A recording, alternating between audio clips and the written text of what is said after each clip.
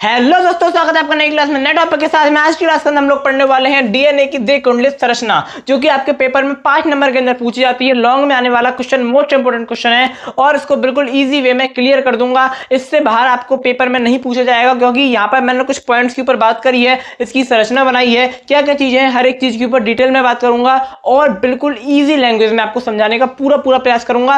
आपको समझ में आ ही जाएगा, ठीक है। तो जो डीएनए की द्विकुंडलित संरचना है वो दो वैज्ञानिक वाटसन और क्रिक नाम के दो वैज्ञानिकों ने प्रस्तुत की थी। यानी कि जो डीएनए की आपके डीएनए है, डीऑक्सी राइबो न्यूक्लिक एसिड है।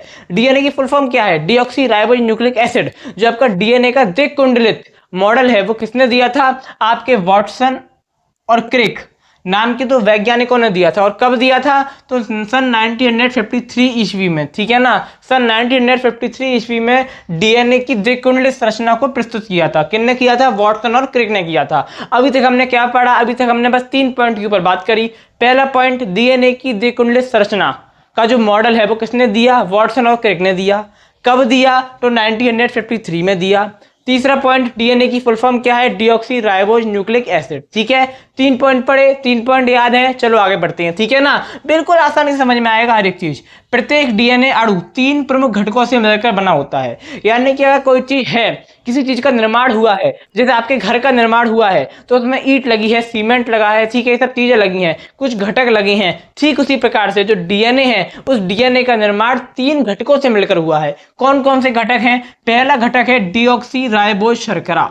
मैंने क्या बोला? पहला घटक क्या है? डीऑक्सी राइबोज शर्करा। ये क्या है? शर्करा है, जो कि किसमें पाई जाती है? डीएनए में पाई जाती है। पेपर में कभी कभार एमसीक्यू में पूछता है कि डीएनए के अंदर कौन सी शर्करा पाई जाती है, तो डीएनए के अंदर पाई जाती है डीऑक्सी राइबोज शर्करा। कौन सी शर्करा? डीऑक्सी राइबोज शर्करा। और जो आपका आरएनए होता है, हम आगे इससे पिछली क्लास में हमने आरएनए की ऊपर बात करी है, आपको पता होगा भली बात ही, आरएनए में पाई जाती है राइबोज शर्करा। डीएनए में क्या पाई जाती है? डीऑक्सी राइबोज शर्करा, ठीक है। तो पहला घटक हो गया डीऑक्सी राइबोज शर्करा। दूसरी चीज होती है इसमें फास्फेट समूह। इसमें क्या उपस्थित होता है? फास्फेट समूह उपस्थित होता है, ठीक है ना। तीसरी चीज इसकी होती है नाइट्रोजन क्षार, यानी कि नाइट्रोजन बेस। नाइट्रोजन क्षार इसमें होते हैं और नाइट्रोजन क्षार भी 4 प्रकार के होते हैं। मैंने क्या बोला? इसके अंदर 3 घटक पाए जाते हैं। डीएनए 3 घटकों से मिलकर बना है। पहला घटक डीऑक्सी राइबो शर्करा, दूसरा घटक फास्फेट समूह, तीसरा घटक नाइट्रोजन क्षार। और अब नाइट्रोजन क्षार भी 4 प्रकार की। कौन कौन सी? पहली adenine, guanine, thymine, cytosine. Adenine, guanine, thymine और साइटोसिन, ठीक है। जो आपका डीएनए होता है उसके अंदर पाई जाती है थाइमिन क्षार, और जो आपका आरएनए होता है उसमें पाई जाती है यूरेसिल क्षार। यानी कि जो आपका डीएनए है उसमें थाइमिन है और आपका जो आरएनए है उसमें थाइमिन की जगह यूरेसिल है। बाकी एडेनिन, ग्वानिन और साइटोसिन सेम होती है दोनों के अंदर, ठीक है। ये आपको बहुत एकदम क्रिस्टल क्लियर करके रखना है इस चीज को। बहुत इंपॉर्टेंट चीज मैंने आपको बता दी है। डीएनए में पाई जाती है थाइमिन क्षार और आरएनए में पाई जाती है यूरेसिल क्षार। तो अब मैं आपसे बोलूं, बताओ डीएनए में कौन सी क्षार पाई जाती है, तो आप बोलोगे एडेनिन, ग्वानिन, थाइमिन, साइटोसिन। मैं आपसे बोलूं आरएनए में कौन सी क्षार पाई जाती है, तो आप बोलोगे एडेनिन, ग्वानिन, थाइमिन की जगह यूरेसिल। तो एडेनिन, ग्वानिन, यूरेसिल, साइटोसिन, इस प्रकार से बोलोगे, ठीक है। तो आपको ये चीज याद रखनी है। अभी हम डीएनए पढ़ रहे हैं तो डीएनए में क्या? एडेनिन है, थाइमिन है, ग्वानिन है और साइटोसिन है, ठीक है। ये 4 क्षार। उसके बाद अब हम लोग चलते हैं आपके इस चित्र की ओर, इस मॉडल की ओर, ठीक है। हमने मेन बात कर ली, चीजों को क्या कहते हैं, अपना बेसिक क्लियर कर लिया, ठीक है। अब चलते हैं टॉपिक की ओर। वाटसन और क्रिक के अनुसार डीएनए की संरचना निम्नलिखित होती है। ज्यादा पॉइंट नहीं है। पहला पॉइंट क्या है देखते हैं, आओ, ठीक है। कुछ संरचना के बारे में बताया जाएगा।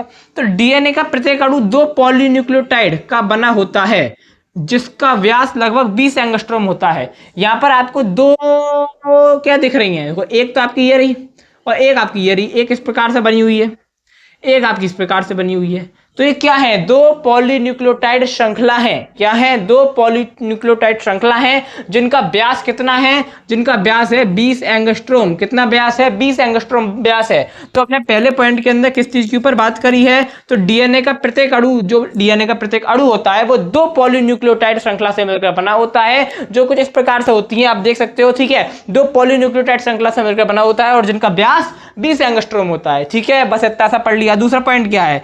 दूसरा पॉइंट आपका दे रखा है, प्रत्येक पॉलीन्यूक्लियोटाइड में फास्फेट तथा शर्करा समूह एकांतर क्रम में जुड़ा होता है। एकांतर क्रम में जुड़े होते हैं। अब कैसे जुड़े होते हैं?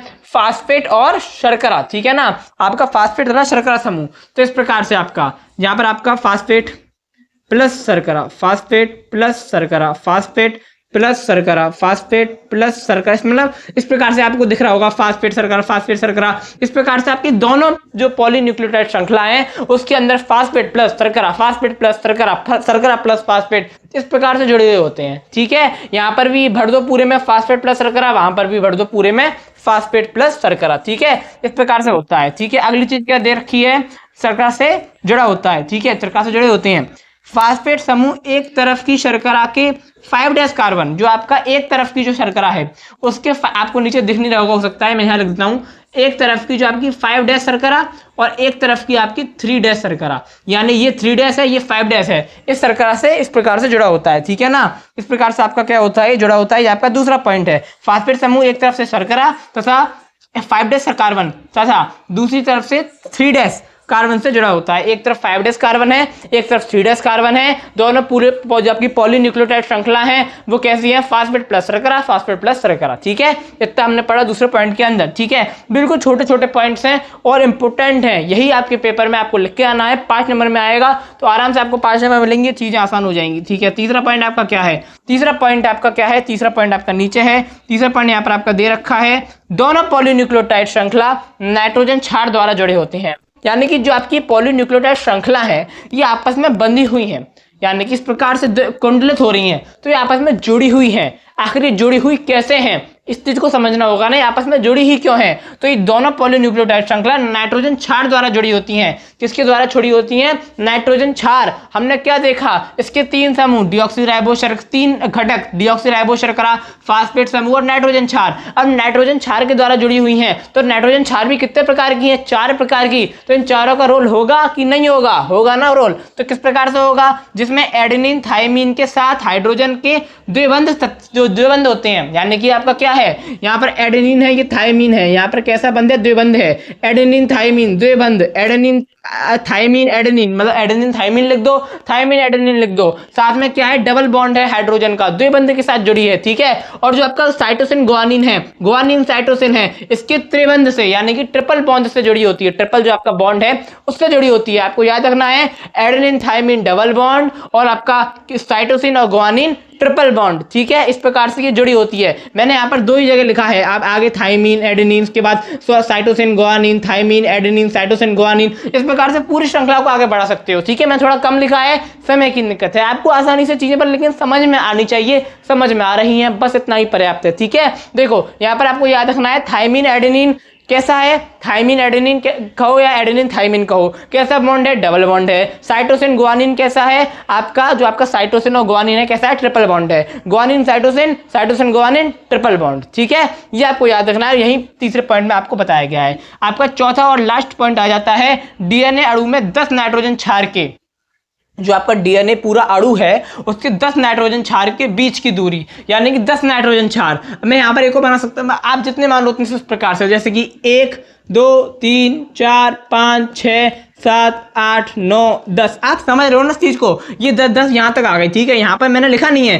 Thiamine double bond adenine, cytosine triple bond guanine, यहाँ पर दोबारा से एडेनिन डबल बॉन्ड थाइमीन, या फिर दोबारा से साइटोसिन ट्रिपल बॉन्ड गुआनिन, आप लिख देना। ठीक है, इस प्रकार से पूरा भर देना है, मैंने आपको बता दिया। अब यहाँ पर जो 10 नाइट्रोजन क्षार के बीच की दूरी है वो कितनी होती है, 34 एंगस्ट्रॉम होती है, 34 एंगस्ट्रॉम होती है। अब आपसे पूछ ले कि 2 के बीच की दूरी कितनी है, तो यहाँ पर लिखा है जबकि 2 नाइट्रोजन के बीच है, 2 नाइट्रोजन क्षार या 2 के बीच की दूरी कितनी होती है, 3.4 एंगस्ट्रॉम होती है। जैसे कि यहाँ पर 2 के बीच की दूरी कितनी है, 3.4 एंगस्ट्रॉम है। ठीक है, इस प्रकार से आपका ये टॉपिक है डीएनए की द्विकुंडलित संरचना, बहुत इंपॉर्टेंट है, मैंने आपको समझा दिया है। आप इसका स्क्रीनशॉट ले सकते हो क्योंकि ये आपके पेपर के अंदर बहुत बार पूछा जाता है।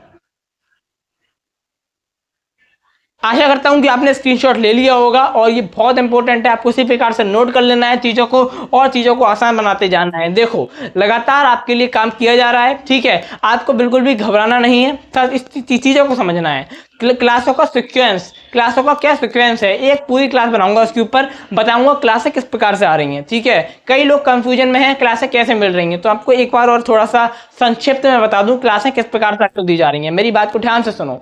आपका मंडे ट्यूसडे को हम बायोलॉजी देते हैं, आज ट्यूसडे है, बायोलॉजी आपको मिली है। मंडे ट्यूसडे का, वेडनेसडे थर्सडे को केमिस्ट्री और फ्राइडे सैटरडे को आपको फिजिक्स की क्लास मिलती है और संडे को आपको 1 शॉट मिलता है। और 1 शॉट हमारा बनाने का मकसद ये है, 1 शॉट से आपका रिवीजन हो, आपकी चीज़ों चीजें बिल्कुल क्रिस्टल क्लियर हो जाएं, ठीक है, जो आपके पेपर के लिए इंपॉर्टेंट है वही आपको वन शॉट में पढ़ाया जाता है। वन शॉट अब ऐसा नहीं है वन शॉट में हम एक चैप्टर आगे चल रहे हैं और जो आपका डेली क्लास आ रही है उसमें एक चैप्टर पीछे चल रहे हैं, उससे मतलब नहीं है। वन शॉट एक अलग सीरीज है और जो आपका ये डिटेल में क्लासेस चल रही है ये पूरी एक अलग सीरीज है। इसकी और इसकी तुलना नहीं की जा सकती, ये दोनों चीजें अलग अलग है, अलग अलग जगह चल रही हैं, ठीक है ना। आपका वन शॉट भी आप देख सकते हो देखना चाहो तो, क्योंकि वन शॉट की सीरीज एक संडे सीरीज है जो एक अलग से डिजाइन की गई है, जिसमें हम क्या करेंगे, पहले केमिस्ट्री के 10 चैप्टर कंप्लीट करेंगे, 5 कंप्लीट हो चुके हैं, अब छठा चैप्टर आएगा अगले संडे को, यानी कि हेलो एल्केन हेलो एरीन वाला चैप्टर का पूरा वन शॉट आएगा आपका, ठीक है। इस प्रकार से करते जाएंगे, हर संडे को फिर बायोलॉजी उठाएंगे, फिर फिजिक्स उठाएंगे, सब चैप्टरों की वन शॉट आएंगे, हर संडे को आया करेंगे। हो सकता है थोड़ा प्लान में चेंज भी किया जाए तो आपको वीडियो के माध्यम से सूचित कर दिया जाएगा। और जल्द ही हम लोग लाइव क्लास भी करना चालू करेंगे, जिसमें हम लोग क्या करेंगे, थोड़ी लंबी, यानी कि छोटी छोटी क्लास हो रही है नहीं, हम क्या करेंगे, एक लंबी मैराथन, लंबी लाइव करा करेंगे, उसमें डिटेल में टॉपिक को कवर किया करेंगे। इससे आपका टाइम भी बचेगा, मेरा टाइम भी बचेगा, वीडियो एडिट करना उसका फिर क्या कहते हैं काफी काम होता है, लेकिन लाइव से हो सकता है आसान काम आसान हो जाए तो आपको कंटेंट भी ज्यादा मिल पाए। तो लाइव भी हम जल्दी करेंगे। कमेंट में बताइए कि आप चाहते हैं कि क्लासेस लाइव हों या ना हो, ठीक है। आप जिस प्रकार से चीजें बताएंगे उस प्रकार से चीजें होंगी और कोई दिक्कत की बात नहीं है। आशा करता हूं कि आपको समझ में आ गया होगा। अब मैं आपको एक और नई क्लास में नए टॉपिक के साथ में, तब तक के लिए जय हिंद जय भारत।